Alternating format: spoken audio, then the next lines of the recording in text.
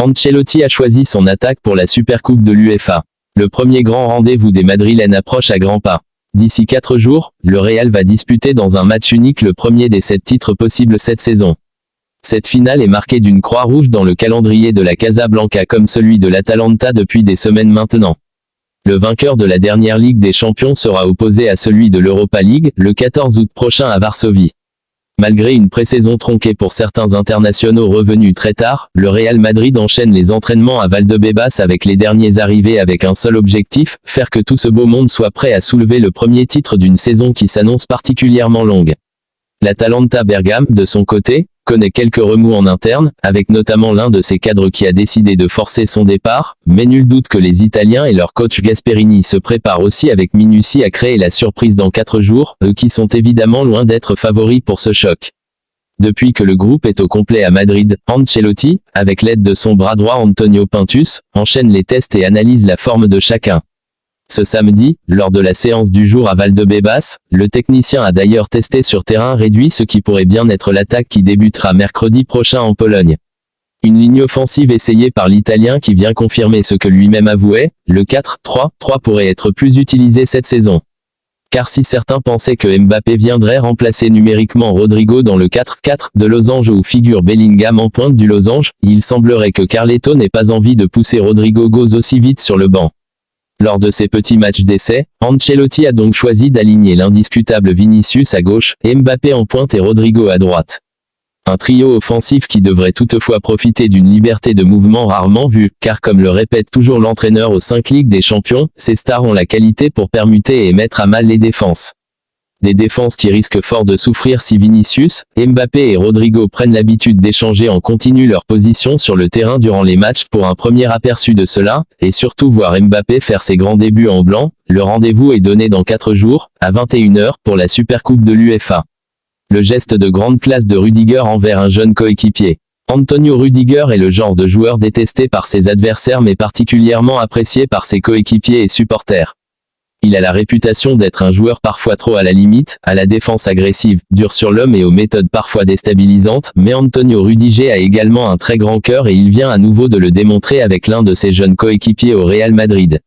Loin de ses duels très disputés avec Erling Haaland ou encore Alvaro Morata, l'Allemand mène des actions humanitaires dans son pays d'origine ou encore à Berlin comme en hiver dernier où il avait envoyé pour plusieurs milliers d'euros de vêtements aux personnes dans le besoin. À Madrid, il est aussi apprécié pour ce qu'il est, un fou au grand cœur. En effet, celui qui est surnommé « El Loco » dans le vestiaire et qui en joue comme lors de la dernière célébration dans les rues de Madrid, est également capable de prendre de son temps pour ses coéquipiers comme il l'a fait ce vendredi avec Joan Martinez. Malheureusement, on a appris hier que la jeune révélation de la pré-saison madrilène souffrait d'une grave blessure, une énième rupture des ligaments croisé pour un joueur du Real Madrid et il manquera une grosse partie de la saison alors qu'il avait sans doute une carte à jouer compte tenu des problèmes de Carlo Ancelotti dans ce secteur. Depuis, le gamin de bientôt 17 ans a reçu des messages de soutien de la part de ses coéquipiers comme Tchouaméni ou encore Bellingham mais le plus beau geste est à mettre à l'actif de Rudiger qui a tenu à l'accompagner dans cette épreuve. En effet, comme rapporté par The Athletic, l'Allemand a décidé d'accompagner personnellement Joan Martinez à l'hôpital hier après sa blessure puis il l'a également raccompagné jusqu'à chez lui. L'Espagnol sera opéré dans les prochains jours et entamera ensuite une longue récupération mais assurément, il pourra compter sur le soutien de Rudiger, ses autres coéquipiers et tout un club. La plus grande vertu de Carlo Ancelotti, 65 ans, a été de savoir s'adapter à l'évolution du football. Pour cela, il s'est entouré d'un groupe de travail d'élite, 6 hommes forts, dont son fils Davide. Considéré par le monde du football comme l'un des grands entraîneurs de l'histoire, le palmarès de l'Italien parle pour lui, 29 titres, dont 5 Ligues de S-champions. Mais pour en arriver là, Carlo n'a pas agi seul. Il est entouré d'un staff précieux, que le média AS passe en revue ce dimanche. Davide Ancelotti, l'adjoint. Mon père laisse parler toute son équipe, expliquait récemment Davide. Cela génère beaucoup de débats internes et une atmosphère de confrontation d'idées qui lui permet de rester jeune dans sa tête et dans sa pensée. Il ne veut pas d'une équipe d'entraîneurs qui se contente de lui dire oui. Il y a un défi permanent entre lui et moi, et j'aime ça. Parfois, nous nous disputons, mais je pense que c'est bon pour lui. C'est la clé d'une relation professionnelle aussi fructueuse entre un père et son fils. On peut dire que nous agaçons beaucoup mon père, s'amuse Davide sur. Il travaille avec son père depuis son passage au Napoli. À l'âge de 22 ans, il a obtenu un diplôme en sciences du sport. Sa thèse universitaire sur la motricité des footballeurs a été récompensée comme l'une des meilleures et il a obtenu de très bonnes notes dans ses cours d'entraîneur, 137 sur 140 en licence B de l'UEFA et 13 sur 15 en licence A de l'UEFA. Francesco Mauri, le préparateur. Fils de Giovanni Mauri, le légendaire préparateur physique qui a accompagné Ancelotti pendant la plus grande partie de sa carrière d'entraîneur, il est responsable de la préparation physique sur le terrain aux côtés de Giuseppe Bellistri, arrivé de Milan. Il est devenu le bras droit de Davide. Ensemble, ils préparent le jeu stratégique, comme le but de Carvajal à Wembley. Depuis le banc de touche, les deux hommes regardent les matchs sur une caméra tactique qui permet de connaître à tout moment les mouvements des 22 joueurs. Ils sont également en contact permanent avec Simone Montanaro, qui observe le match d'en haut, dans les tribunes. Simone Montanaro, l'analyste. Il combine des compétences tactiques et informatiques.